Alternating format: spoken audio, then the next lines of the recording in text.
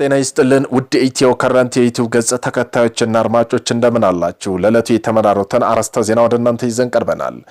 የውጭ ጉዳይ ሚኒስተር ግብጽ ውይይትን ገሸሽ አድርጋ ከቅኝ ግዛት እሳቢ ያልወጣችም ሲል ከሰሰ። የኢትዮጵያ የውጭ ጉዳይ ሚኒስተር ሰሞኑን ግብጽ በሰጠችው ከኢትዮጵያ ጋር ምንም አይነት ውይይት አላደርግም፣ የውይይት በሩ የተዘጋ ነው በማለት በውጭ ጉዳይ ሚኒስተሯ በድር አብዱላቲ ጋር መግለጫ ሰጥተው ነበር።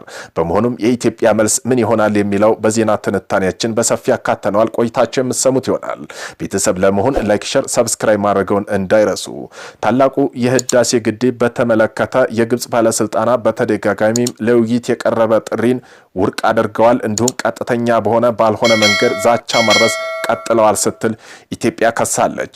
የውጭ ጉዳይ ሚኒስትሩ ትናንት ህዳር 24 2018 ዓ.ም ከሰዓት ባወጣው መግለጫ የግብጽ መንግስት ወደ 21ኛው ክፍለ ዘመን መሻገር አልቻለም ሲሉ ወንጅለዋል። ይህም መግለጫ የወጣው የግብጽ የውጭ ጉዳይ ሚኒስተር ባድር አብዱላቲ ግድቡን በተመለከተ ከኢትዮጵያ ጋር ተጨማሪ ውይይት እንደማይደረግ ለቢቢሲ ከተናገሩ ከቀናት በኋላ ነው። ከቢቢሲ ፎክስ ኦፍ አፍሪካ ጋር ቃለ ምልልስ ያደረጉት የግብጽ የውጭ ጉዳይ ሚኒስተር ባድር አብዱላቲ ላለፉት 13 ዓመታት የተደረጉ ውይይቶች አንዳች መፍትሄ አላመጡም ማለታቸው ይታወሳል። የህዳሴው ግድብ ከተመረቀ በኋላ በኢትዮጵያና በግብጽ መካከል ያለው ግንኙነት የበለጠ መሻከሩን ጠቅሰው በዚህ መካረር ምክንያት ዓለም አቀፋዊ ማህበረሰብ ስጋት ሊሰማው እንደሚገባ አጽንኦት ሰጥተው ተናግረዋል። የውጭ ጉዳይ ሚኒስትሩ ትናንት ባወጣው መግለጫ በቅኝ ግዛት እሳቤ የተዋጡ አንዳንድ የግብጽ ባለስልጣን በአባይ ውሃ ላይ ብቸኛ ተጠቃሚ የመሆን መብት ያላቸው ይመስላቸዋል ብለዋል። የቅኝ ግዛት ስምምነቶች በማጣቀስ ታሪካዊ መብት እንዳላቸው ይናገራሉ ሲሉም መግለጫው አክለዋል። የግብጽ ባለስልጣን የካይሮ ፍላጎት ላለማስፈጸም ሲሉ በአፍሪካ ቀንድ የሚዘወር እና ደካማ የተከፋፈሉ ተላላኪ ሀገራት እንዲኖሩ እየሰሩ መሆኑን በመጥቀስ ወንጅለዋል። የሀገሪቱ ባለስልጣን ይህንን ፍላጎታቸውን ለማሳካት በአፍሪካ ቀንድ በተለይም በኢትዮጵያ ላይ ያተኮረ የማተራመስ ዘመቻ እያከናወነ መሆኑን ገልጸዋል። የግብጽ የውጭ ጉዳይ ሚኒስተር ባድር አብዱላቲ ከዚህ ቀደም ከኢትዮጵያ ጋር የተደረጉ ውይይቶች ምንም ውጤት ባለማስገኘታቸው ቀጣይም ንግግር ማድረግ አስፈላጊ አይደለም ብለዋል።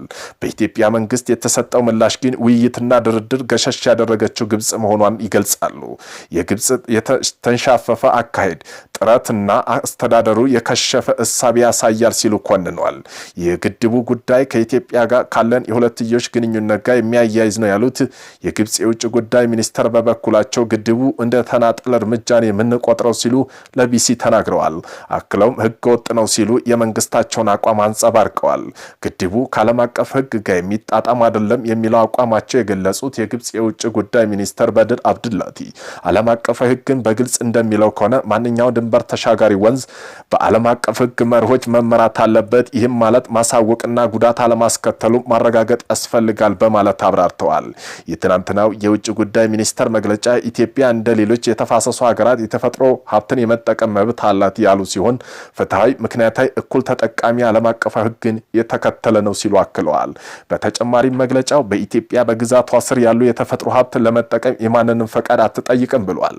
በዓለማችን በርዝመቱ የሚታወቀው የአባይ ወንዝ ከ85% በላይ ውሃ የሚያገኘው ከኢትዮጵያ ነው።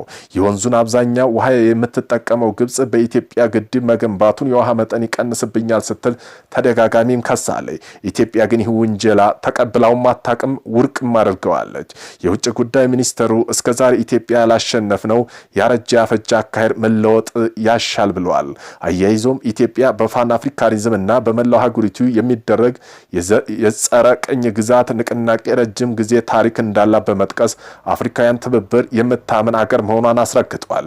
ኢትዮጵያ ካይሮ ልትወር ያልፈለገችው የቅኝ ግዛት ትርክት የምታስተናግድበት ቦታ የላትም ሲሉ ኢትዮጵያ መንግስት አቋሙን አሳውቋል።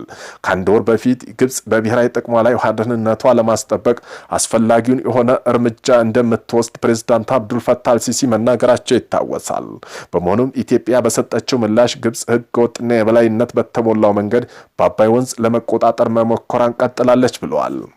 በባለፈው መስከረም ወር ማገባደጃ ላይ የተባበሩት መንግስታት ድርጅት ጠቅላላ ጉባኤ ሲካሄድም የግብጽ የውጭ ጉዳይ ሚኒስትር በኢትዮጵያ ታላቁ ህዳሴ ግድብ ምክንያት በታችኛው ተፋሰስ የሚኖሩ የሚሊዮኖች ህይወት አደጋ ላይ ጥላለች ብለው በመክሰስ ሀገራቸውን ጉዳይ ወደ ዓለም አቀፋዊ የፍትህ ፍርድ ቤት እንደምትወስደው ተናግረው ነበር። በዚህም ጉባኤ ላይ የተገኙት የተባበሩት መንግስታት ድርጅት የኢትዮጵያ ምክትል ቋሚ ተወካይ ዮሴፍ ካሳይ ለግብጽ የውጭ ጉዳይ ሚኒስተር በሰጡ ምላሽ ግብጽ ስለ ታላቁ ህዳሴ ግድብ ያደረገችው ንግግር መሰረት አልባና አሳሳች ነው ሲሉ አጣጥለውታል። በትናንትናው መግለጫ የውጭ ጉዳይ ሚኒስትሩ ግብጽ ንግግርና ድርድር እንደማትፈልግ አሁን ግልጽ ሆኗል። ከዚህ ቀደም ድርድር እያደረገች እንደሆን ስታስመስል ነበር።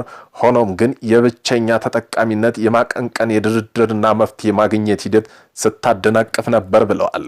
ግብጽ ለመደራደር ዝግጁ እንደሆነች ብታስመስል ትርጉሙ ባለው ውይይት ላይ ለመሳተፍ አልፈቀደችም። ይህን ይፋና የበለጠ ቀጥተኛ ሆኗል ሲል አክሏል። በመግለጫው አክሎ ድርድር ገሸሽ በማድረግ ነገሮችን ለማባባስ በነውጠኛ ትርክት ቀጥላለች ሲሉ ግብጽን በይፋ ተናግረዋል። የህዳሴው ግድብ ከተመረቀ በኋላ ግድቡ በአግባቡ ባለመተዳደሩ ምክንያት የተለቀቀው ውሃ በሱዳን ጎርፍ አስከትሏል በሚል ግብጽ ክስ አቅርባ ነበር። በዚህም የሱዳን የኢነርጂና ሚኒስትር የሆኑት የእርሻና ሚኒስትር የሆኑት በባለፈው በምንም ጉዳት እንዳላደረሰ ቢናገሩም ኢትዮጵያ ክሱን አስተባብላ የግብጽ ክስ ዓለም አቀፋዊ ማህበረሰብ ለማሳሳት እንዲሁም ሐሰተኛ የተጎጂነት ትርክት ለመፍጠር ያለመ እንደሆነ ገልጻለች። ኢትዮጵያ፣ ግብጽ፣ ሱዳን በታላቁ ህዳሴ ግድብ አስተዳደርና የውሃ ሙሊት ለዓመታት ድርድር አድርገዋል። ሆኖም ሁኔታውም ሁሉንም የሚያስማማ መቋጫ ሳይደርሱ የግድቡ ግንባታ ተጠናቆ ስራ ጀምሯል።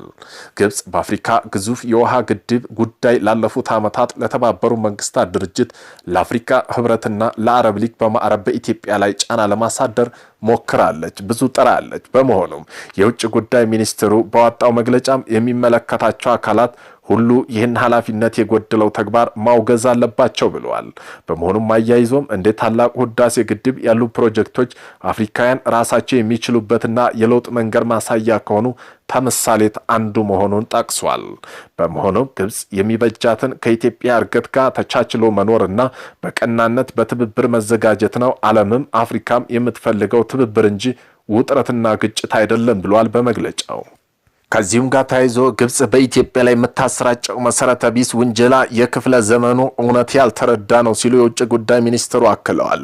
ግብጽ ከኢትዮጵያ ጋር የምታሰራጨው መሰረተ ቢስ ውንጀላ ከአንደኛው ክፍለ ዘመን እውነት ካለመረዳት የመነጨ ተቀባይነት የሌለው መሆኑን ውጭ ጉዳይ ሚኒስትሩ ገልጸዋል።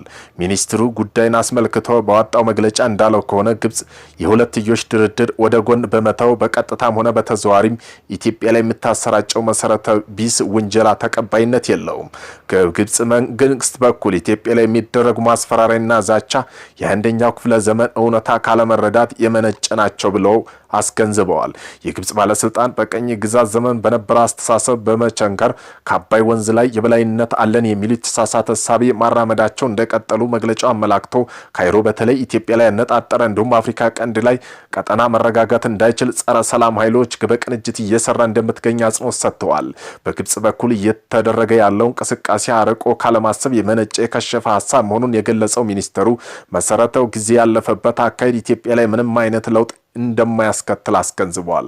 የጸረ ቅኝ ግዛት እንቅስቃሴ ፈርቀዳጅ የሆነችው ኢትዮጵያ ግብጽ ከአባይ ወንዝ ተያይዞ የምታስበው የቅኝ ግዛት ዘመን ስምነት ቦታ እንደሌላት ሚኒስትሩ ገልጸዋል።